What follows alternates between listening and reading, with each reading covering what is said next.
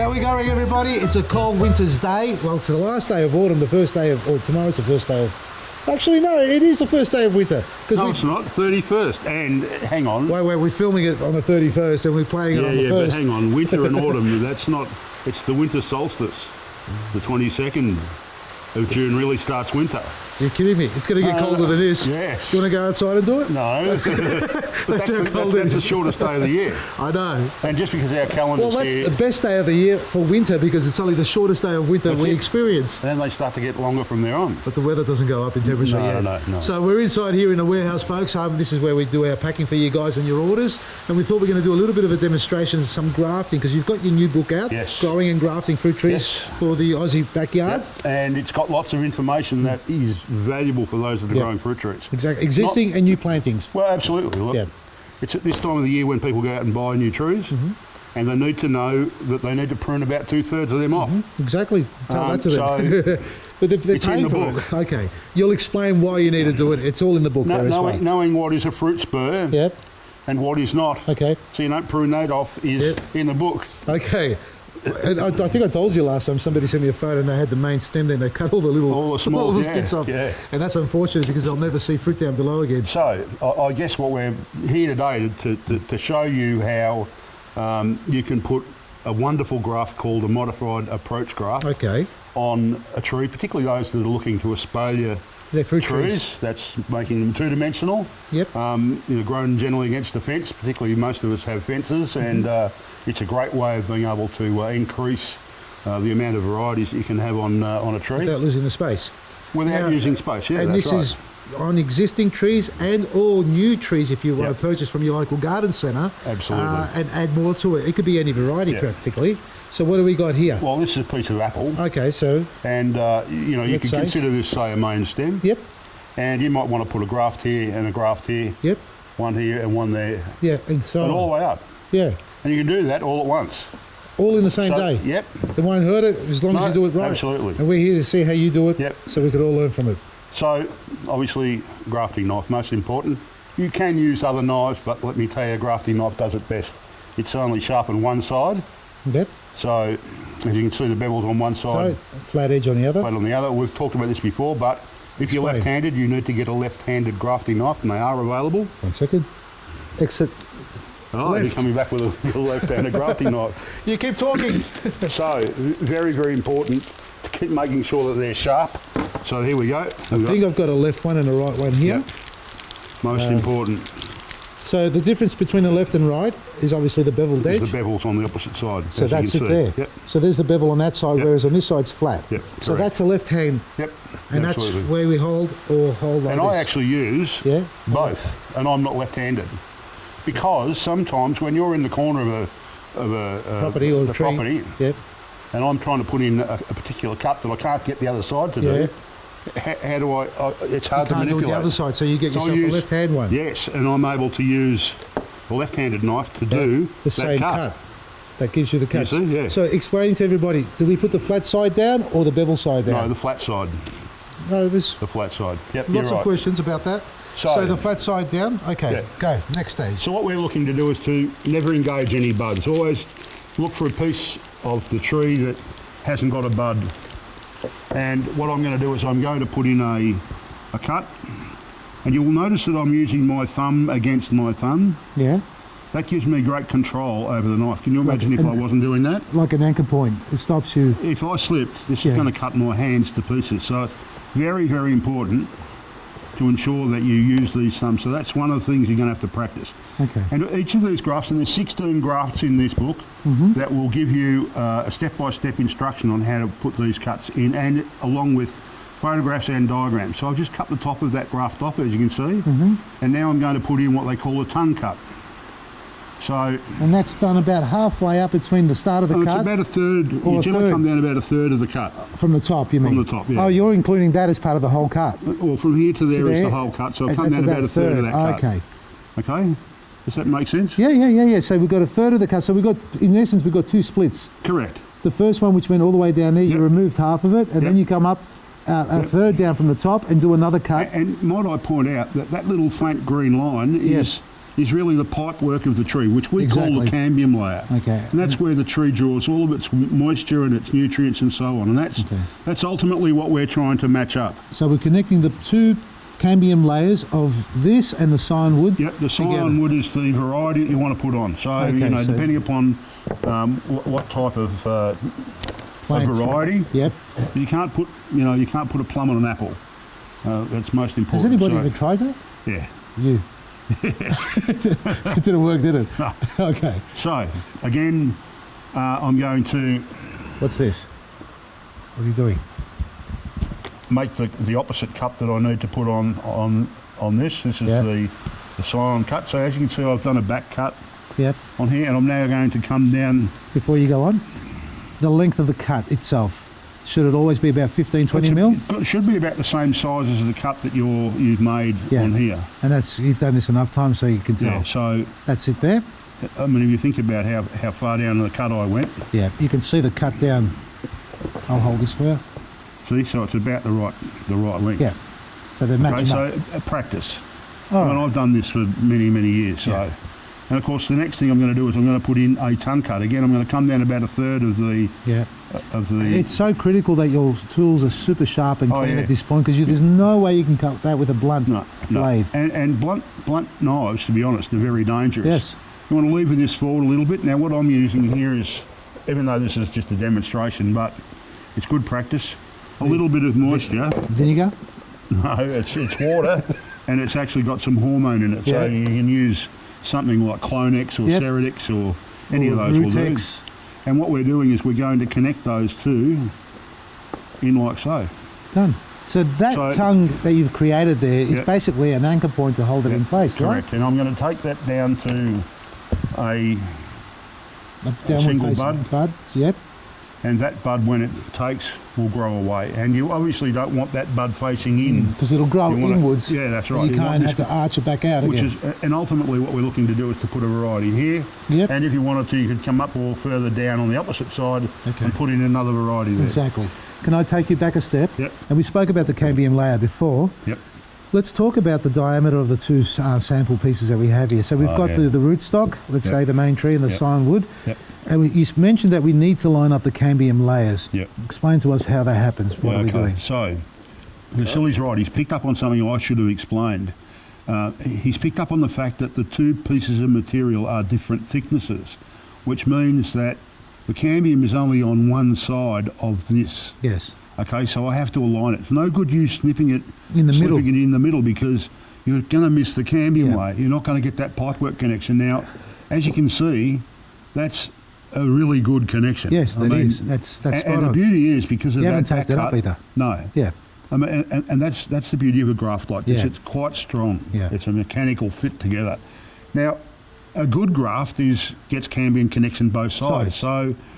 And that means, if I can just elaborate on that, that means the actual scion wood itself is wide enough that it can overlap on both sides of the cambium of the main wood. In this case, because it's narrower in diameter, it doesn't reach over to that side. That's why Craig said we align one side only. Yeah. And that's enough for this, the purpose of what it's doing. Yeah, and once it gets some callousing to take place, it'll actually heal up over what isn't connected. Yes. Okay, so that's okay. Yeah.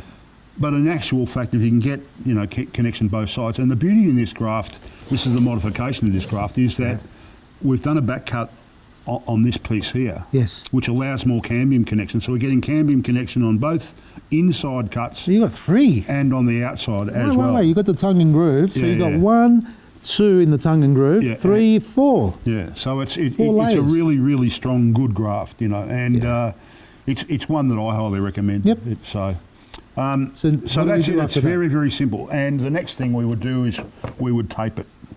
So using this is buddy tape, and it's just wonderful stuff because I don't have to worry about tying it on.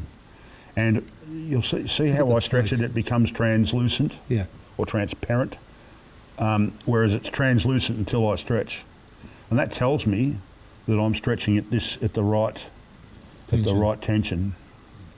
So, and you can go up over the top, try and keep out as much of the moisture in the air as you possibly can, and just one or two layers. That's simple as that. If you wanted to, you could wipe a little bit of grafting wax if you had it, or mastic in mastic there. paste. A little bit of clay is okay. Clay's good too. A little bit on the end to stop this from drying out. And you'll find that in about, just the very start of spring, as the sap starts to flow through the trees again, that you'll get some great growth. The beauty with buddy tape is you don't need to remove the tape. If by chance you had used the plastic grafting tape, you do need in about 8 weeks' time to go back and take it off. Otherwise, it will restrict the graft. Yeah. So that's the difference between grafting tape and buddy tape. Now, the graft that you did here is one of the 16 that you've got in this book, right? Yeah. So I've marked a page there that has this particular graft that we've done. This is a modified approach graft, is what you're calling. Yeah. You're an artist too, aren't you? Yeah, I've done all those diagrams. We parallel lives in different worlds. That's all it is. Yeah. Well, it's almost the same world, actually. So here is a nice demonstration. And all the demonstrations here are quite elaborate as far as the type of graft. Small bridge graft. Yep. What am I haven't So a bridge graft is to fix up a damaged tree. So it's sort of like a skin graft. More or less. I mean, once you get the bark loss on one side of a tree, it gets no cambium flow. Yeah, I know people have sort of used the number rabbits, for instance. Rabbits can cause this. Oh, yeah, don't go there. Okay, so I'll show you my rabbit trees. What actually happens is that we put a piece of scion from top to bottom, and we put in some more cambium. Do you see? Okay, yeah. I see you got a split there. You just feed it into it. It set it over the top, and that heals it. And what happens if it's got a bit of a couple of buds on the side of it? Will they burst? If the bark is bad enough, we can put in multiples. So that's a multiple one. Yeah, look. That's it. So basically that's one big area that's been damaged, and you've basically put all this scion with four pieces. And taped them onto there. Yep. Of the same plant. Same plant. Or the same tree. No, not from another tree, obviously. No, and this is not just restricted to fruit trees, obviously. No, any tree. Any tree. Yeah. Any tree. So, as I say, there is heaps and heaps of different types of grafts. We even had to graft grapes, lots of citrus, you name it. Look, there's just heaps in here for each and every sort of type of graft. Even grafts. If you've got sick of a tree or it's become unproductive, I can show you how you can cut that off at knee height and put in 4 new varieties, and away you go. What do you call this one? It's called a bark graft. Bark graft, that one there. Yep. So, and look, there's even green grafting, so that with leaves on you can graft, so... And the time to graft is now? Well, yes, look, you can graft pretty well at all times of the year, but it's really best on deciduous trees in winter months. Yeah. So what's the latest you would graft on a deciduous tree? How late would you go with it? Well, I've been grafting since April. April, and you can push it all the way through to... Yeah, all the way through to into winter, into end of winter there. Really, stay away from spring and summer. That's all the top growth, except late summer for bud grafting, which is on stone fruit. Yeah, and citrus. Citrus is November, really. Yeah, spring, summer. Yeah, that's okay. So these are all in the book, folks. We're talking about growing and grafting fruit trees for the Aussie gardener. Yeah. And the last thing I want to ask you, or propose to you, is how about we do a grafting day? When's the grafting day at Werribee? On the 7th of August. Okay, we could do one a bit earlier as a lead up to it at Munro Street in Coburg. Absolutely. So if you're interested in learning a bit more about grafting and a bit more of a personal environment rather than a big event, which is important to go to because you're going to meet lots of other experts and passionate lovers. Can I interrupt you? Do you know, I had someone yesterday, because I'm one of the administrators on the Rare Fruit and Heritage page on Facebook, show a picture of a citrus that he has now got 9 different varieties on, and we kicked him off. He remembers sitting at the Sillies Garden Centre in Coburg with Craig Castree teaching him how to graft at one of those very events you're talking about. Yeah, and we're going to do it again. And you want to see the photo of this thing, it's just fantastic. So he thanked both of us. Well, you're welcome. From the bottom of his heart. Well, that's what it's all about, sharing and caring. And the tree, and I suppose if I remember correctly on that day, we would have spoken about Vincenzo's tree. Have we got the footage for that? No, we haven't got the footage available.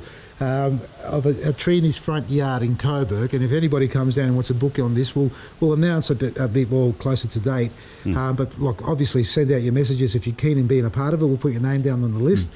But Vincenzo's trees in Coburg on Lock Street, and I remember he was probably the second or third guest that I had on my show when I first started TV 20 plus years ago. And he had the kitchen apron on. He's a wonderful guy. He's taking him out to his front yard. He's got this lemon tree standing in the middle of what would be a lawn area, planted out with garlic and onion, right? Middle of winter, we're having a look at this, or late winter. And I looked up at this tree and he goes, have a look, what you see. I said, I can't believe what I'm seeing. And he had, if I'm not mistaken, 22 or 23 varieties grafted onto this tree, all on different branches. They're all allocated their little groups of fruit. And they had 10 or 20 fruit. If it was mandarin, grapefruit, orange, you name it, he had it on there. Nuts. It was nuts. And I sit there staring at it, folks. This does exist out there, and people do this, and it's a tradition that's been carried on from generation to generation. Word of mouth, as Craig's doing as well. The biggest message? Go on. Well, the graft you don't do is the one that fails. Yeah. Have a go at it. It's not hard. It's been going on for a very long time. And it's more frightening that people are losing the techniques and the skills and only waking up to it when their parents or ancestors passed away. They're going, oh, what was that like? You know, a lot of my work at the moment is doing exactly that. I had a lady ask me, could I come to their place in St Albans and collect some sign and graft for them, some new trees, so they don't lose these things. The property's going to get sold. Yeah, that's what's happening. And those trees get lost. You know, there are a lot of younger ones who are going into properties, taking over and acquiring and becoming the caretakers of, you know, previous owners, which is fantastic because they show the care and love. But there's many out there that sort of go unnoticed, and trees get just dozed down because they look ratty and gnarly, because they haven't been looked after. I guess the thing too about this book is it's not just about grafting; it's about pruning and care. You know, when to feed, pests and disease, all that sort of stuff, you know. Yeah, so, it's got everything in it. So your fruit trees for the Aussie gardener. Folks, check it out. It's available at craigcastree.com.au and obviously our website, vasilisgarden.com. If you're interested in any sort of grafting and gardening workshops, we're here. We're going to start launching them. Grafting is going to be obviously the first one. Send a message out to us and we'll put you down, or email us privately. You can go to our website or Craig's website, leave us your details. We'll compile a list of guests and we'll start setting up some dates to suit everybody. Shoot you all down to the garden centre, hang around there, learn how to graft, go maybe visit Vincenzo's tree as well. I'm sure it's still there. This is 20 years ago, but nevertheless, we're going to learn a lot there with Craig and myself hanging around. No coffee or tea. Cafe is not open. You know how many people come in and say, where's the cafe? What do you mean? It's a garden centre. Cafes are just an add-on. Look, we'll make you a little Greek coffee or instant international roast if you like that. No, I know. People knocking on the door. But I'm using international roast as a base. Anyway, thank you so much. No worries, my pleasure. For grafting and more information, growing and grafting fruit trees for Aussie backyards. For me and Craig, Maresi.